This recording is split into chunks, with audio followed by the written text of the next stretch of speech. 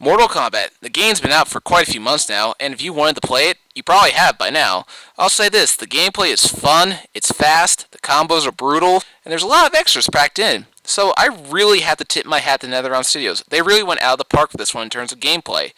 However, there's one other mode that I have a serious problem with. Okay, so here's the story. Armageddon was supposed to end the whole saga and begin anew. Effectively, the next game would have been like the Street Fighter 3 of Mortal Kombat, with only 2 characters returning, with a bunch of new ones, most likely Scorpion and Sub-Zero. Okay, fine. But instead of that, we got DC Universe. Okay, so after that we figured, okay, now it's time. Now they're going to show us exactly what happened. They're going to give us the sequel we've been waiting for. But we got a reboot. And I said, well, okay, I'm a little skeptical of the plot about Raiden changing things. Why mess with a good thing? The occasional convolutedness aside. So, when I heard the story mode was going to be a retelling of the original trilogy, so to say, I was actually really excited. I was like, this is a chance to bring the original story to life. Show moments that we could only imagine. This is going to be awesome! They really seem out to please the fans. And the gameplay is just awesome. The story's got to follow suit. It's going to be so... that's what I thought until I actually played the game. I mean, I didn't think they'd do anything stupid like actually have Sub-Zero turn into a cyborg. What the fuck? The presentation's not too bad, I admit. The voice acting is solid, with a few exceptions here and there. And it seamlessly transitions from a cutscene to gameplay and then back to a cutscene pretty well. Really, the only problem is the script. It's like John Vogel and the rest just rushed out the first draft, didn't bother to check for continuity, didn't care to go, hey, this plot choice is stupid, we should reconsider this. Now, I'm not going to point fingers at anyone in particular, for the most part. There might have been behind-the-scenes stuff that I don't know about. If you like the story, that's fine. It probably does succeed in being the deepest story mode ever shown in a fighting game. It's just not a good story. Okay, so let's start at the beginning of the story. After the prologue, which was essentially the end of Armageddon, we get the opening of Mortal Kombat 1. Why are there so many new characters there? Why is Nightwolf there? Why is Quan Chi there? Why is Katana and Jade there? Why is Baraka? Oh my god, these characters weren't in Mortal Kombat 1. Are you kidding me? It's a retcon! We're only like 5 minutes in, we already have our first big retcon. That's not a good sign. First of all, I do not like character chapters at all. It just really limits the storytelling.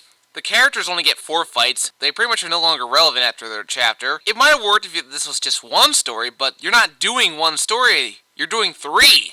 So you should have spread it out a bit more. And besides that, the first game was essentially a tournament, yet no effort is made to act like there's a bracket. Our first combatant will be Mr. Cage. For your second challenge, Mr. Cage. Baraka! A challenge! Scorpion versus Cyrax and Sector. Tournaments do not work like this! Good god, Shang Tsung is the worst Grandmaster ever! So yeah, instead of going with character chapters, I really think they should have switched back and forth between characters, because after their chapter ends, their relevancy kind of fades away. Yeah, I know the whole 4 fights per chapter was supposed to allow you to train with a character, but you know what, there's a mode for that. It's called practice mode. Now the job of a writer is to check for continuity with past stories and make sure you don't contradict when not needed. You know why? Because fans like continuity. They feel cheated and lied to when they are told what they followed was not true. What's up with Melina's eyes now being yellow?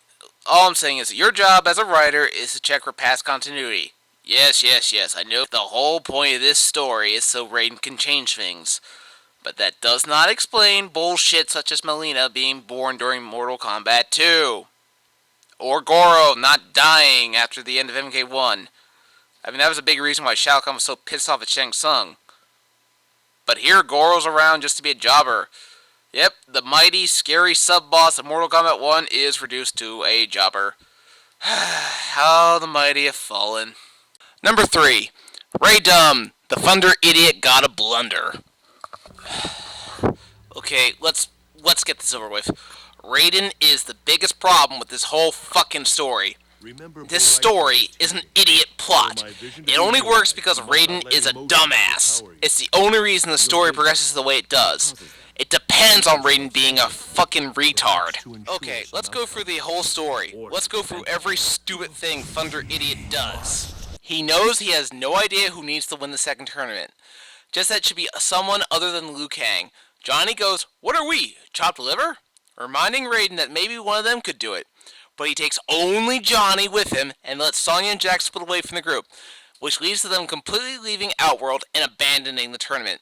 But not before this gets Jax's arms blown up. This works out pretty shitty for Raiden later when Johnny and Smoke are eliminated, and he needs more fighters. So why did he let them go? Is there a weight limit on his ability to teleport people? It's like an elevator and Jax is too fat? I don't fucking think so. I'll tell you why. Because the script needs Sonya and Jax to be alone so Jax can lose his arms. Plot-induced stupidity. Also, I like how Sonya and Sub-Zero just stood there and watched Ermac take like a full 30 seconds of holding Jax telekinetically when they totally could have attacked and saved him. But I digress. Then there's the whole, "Oh, I can save Smoke with a simple blast of lightning, but I can't do the same for Sub-Zero for no good reason. I'll just stand here and watch like a douchebag." They must not take him.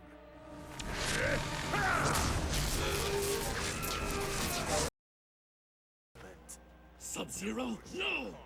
You cannot save him. Stay here, or they will take you as well. It's not like Khan's guys would have fucking stopped him. They don't do shit to stop Liu Kang from unchaining Katana right in front of all their faces. Not to mention, none of them are a match for Raiden, and the Lin Kuei were trespassing anyway. So Khan probably wouldn't have minded them being chased away before they had the opportunity to propose their alliance. He takes Liu Kang with him to see the Elder Gods. Liu doesn't participate in the conversation in any way, shape, or form. He just stands there as background decoration. Close as a shadow, and twice as silent. So why the fuck did he bring him? And as a result, the one guy badass enough to have saved them all from the Sindel slaughter wasn't there to help. Sure, Raiden couldn't have known all that. Still, it was a dumb idea to bring Liu Kang with if he didn't need to be there. It's just more sloppy writing to get from point A to point B. The plot says they need to somehow get the guy who could beat Super Sindel out of the scene so she can kill everybody else. And there's the whole "I will beg Quan Chi for aid" moment. The offer to turn his own friends and allies' eternal souls over to the Netherrealm for eternity is by itself a completely disgusting, appalling, dark Raiden level act of immorality from what's supposed to be the leader of the heroes.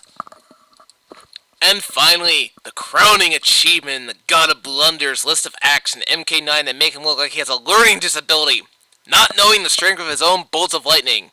Killing Liu Kang by accident, and looking shocked when it happens. How does the god of an element, who has complete and total control over it and millennia of experience using it, do that? Almost none of these are the result of trying to interpret his confusing visions and guessing wrong either. They're just the regular kind of stupid. Number 4. Scorpion, the badass ninja specter, who is also Quan Chi's little bitch. Yeah, Scorpion's always been my favorite character, and he still is today. Yes, Ed, Scorpion's my favorite character too. And while I admit that he's not terrible in this story, there's one major issue I have to address. It's that he's Quan Chi's little bitch. I will admit, I like that they showed that he isn't really evil, and they definitely showed his humanity during a certain scene. However, I really just don't like that they made him Quan Chi's little bitch. Scorpion is said to be neutral. And I suppose he still is, but why would you only have him be able to come out of hell whenever Quan Chi wants him to? It takes away the whole wild card thing. As the wild card, he could have turned the tide in either good or evil's favor. Instead, they ignored that in favor of him being Quan Chi's slave. To be fair, this is probably a problem having Quan Chi show up so much. I also admit that I really did like when Scorpion was full of shame after he killed Bi-Han and showed them his skull. But when Kuai Yang said that he was fighting for Bi-Han's honor, Scorpion should have had a moment where he realized that this Sub-Zero was fighting him for the same reason that Scorpion fought his brother. But wasn't to be. I admit I could see him doing favors for Quan Chi in return for being released from the Netherrealm, but not like this. They might as well put a leash on Scorpion.